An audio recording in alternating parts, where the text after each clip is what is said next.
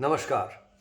आज के 17th अध्याय में हमारा ये जो सत्संग होता है इसके 17 नंबर अध्याय में हम लोग पहुंच गए हैं।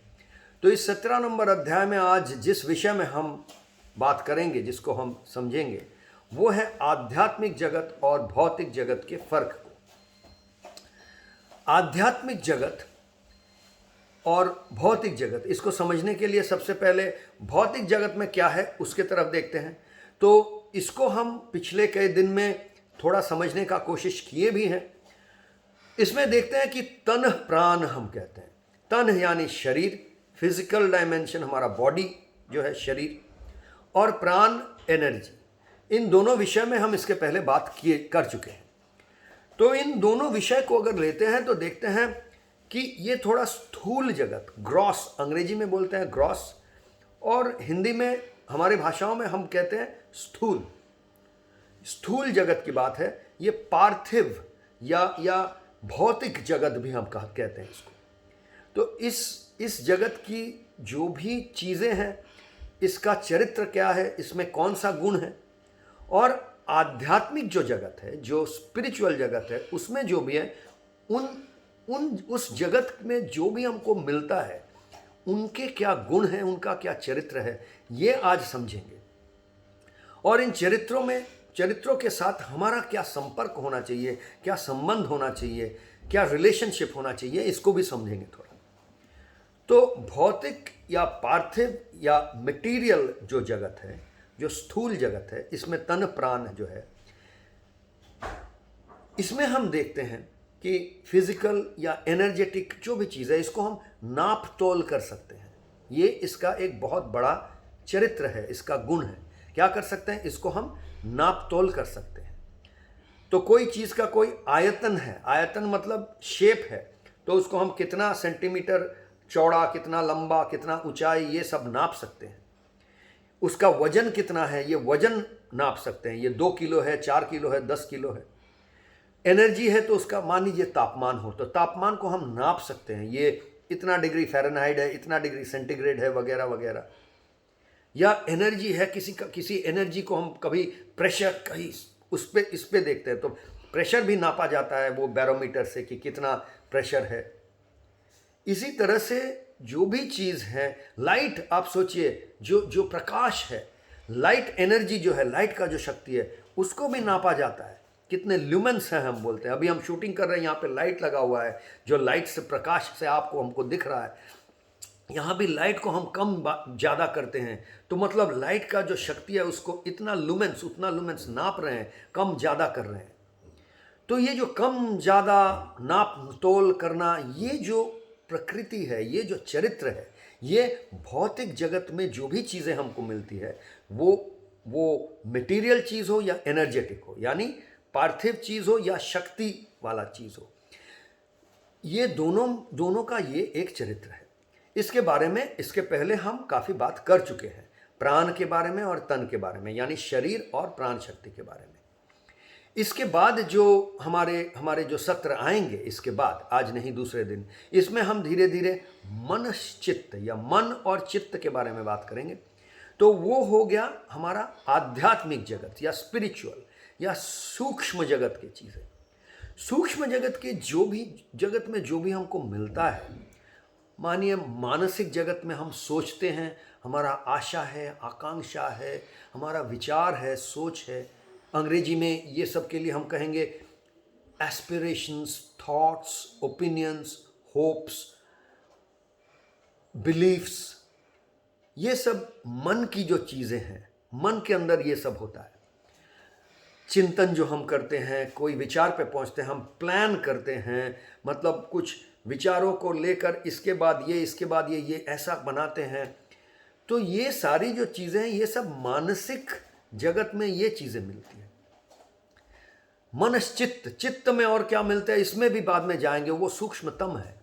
लेकिन ये मनश्चित्त का जो जगत है, आध्यात्मिक जो जगत है, स्पिरिचुअल जो जगत है, इसमें दिखता है कि जो भी चीज़ है उसको उतना नाप तोल करना मुश्किल है।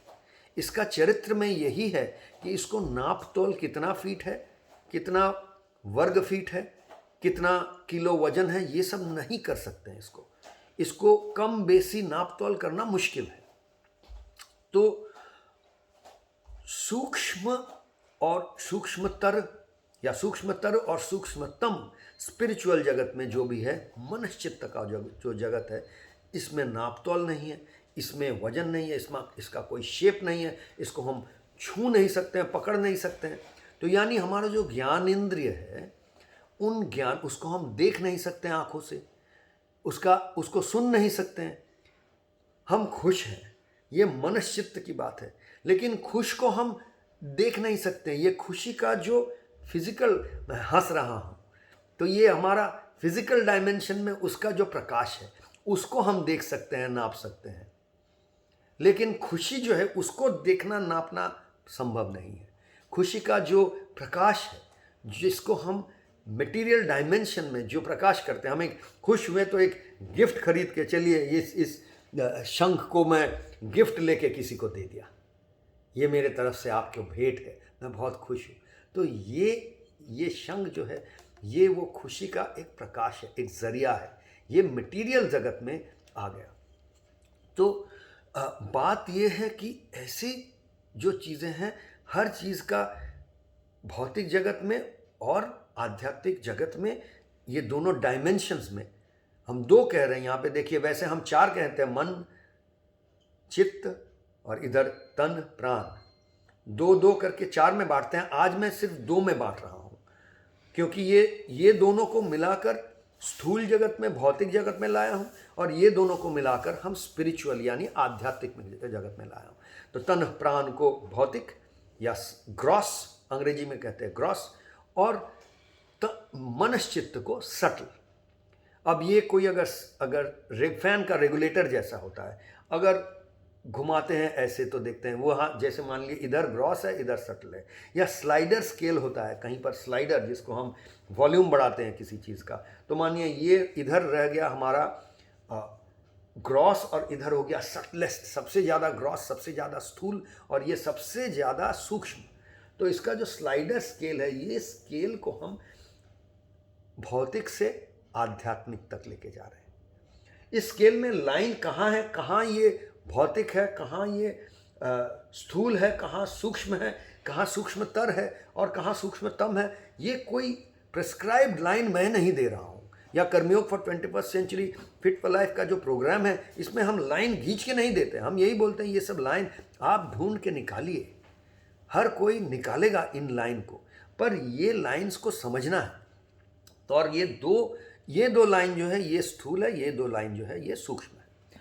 तो अब चरित्र क्या है? जो सूक्ष्म है उसका चरित्र ऐसा है कि उसका कोई वजन नहीं है, उसको नाप तोल नहीं कर सकते हैं, मतलब उसको हम बांध नहीं सकते। तो अब क्या हो गया, जिसमें नाप तोल कर सकते हैं, जो 5 केजी का कोई सामान है, तो वो तो 10 केजी का नहीं है, तो मतलब वो 10 केजी तक नहीं पहुंच रहा है, तो वो बंधा हुआ है।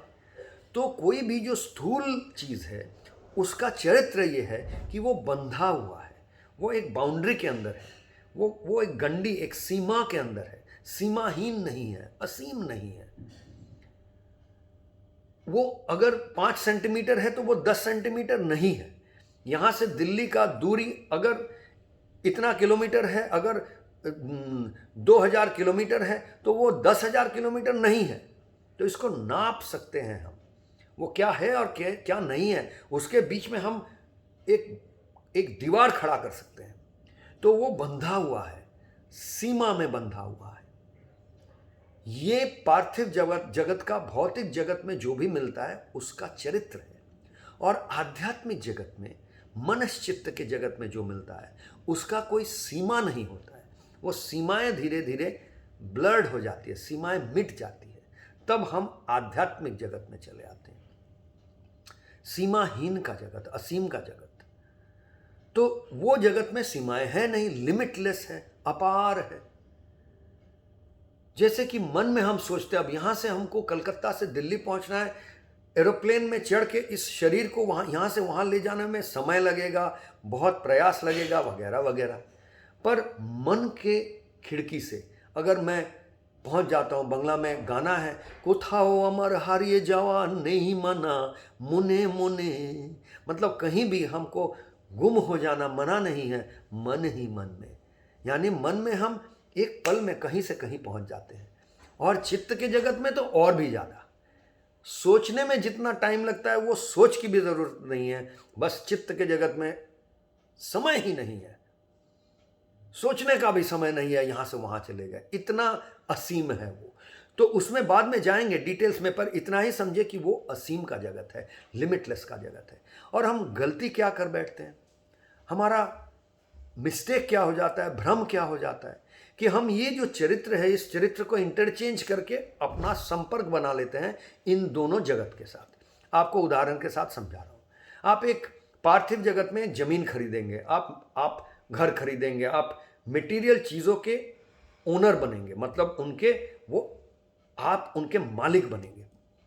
तो उसमें आप सोचते हैं जितना ज़्यादा हमारा बड़ा घर होगा, जितना बड़ा ज़मीन होगा, उतना हमारा मालिकाना ज़्यादा होगा।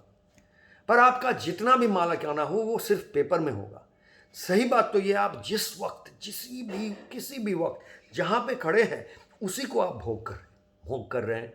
आप यहाँ खड़े होके, आपका घर है दुबई में, उसको तो भोग नहीं कर रहे। मैं अभी कलकत्ते में बैठा हूँ, मेरा अगर दिल्ली में, बेंगलोर में, अमेरिका में, दुबई में, लंदन में जितना भी घर है उसको तो मैं इस वक्त भोग नहीं कर रहा हूँ। मैं यहाँ हूँ, यहीं हूँ। इसी घर में अगर 4 बेडरूम है, उस बेडरूम के मैं भोग नहीं कर रहा हूँ, उसमें जो है वो उसको भोग कर रहा है। और दाने दाने पे लिखा है खाने वाले का नाम, यानी जो भोग करता है वही मालिक है। तो भाई बात यह है कि ये पार्थिव जगत में, मटेरियल जगत में हम जितना का मालिकाना किसी भी एक मुहूर्त में कर सकते हैं वो बहुत लिमिटेड है, इतना ही है। पर हम सोचते हैं कि हम इस जगत का मालिकाना को जितना बढ़ाएंगे उतना मैं अमीर बनूंगा। और ये करने के चक्कर में जो लिमिटलेस, असीम का जो जगत है, जो आध्यात्मिक जगत है, वहाँ संकीर्ण हो जाते हैं। उस जगत में ही हम असीम हो सकते हैं, वहाँ पर हम संकीर्णता ले आते हैं कि हम मुसलमान हैं, हम हिंदू हैं, हम क्रिश्चियन ईसाई हैं, हम सिख हैं, हम बौद्ध हैं। अच्छा ये तो छोड़िए, कोई बोलता है अपने आप को आइडियलिस्ट है, मैं ये आइडियोलॉजी पे मानता हूँ, मैं ह्यूमनिस्ट हूँ, मैं फेमिनिस्ट हूँ, मैं सेक्सिस्ट हूँ, नहीं हूँ, सेक्सिस्ट नहीं हूँ।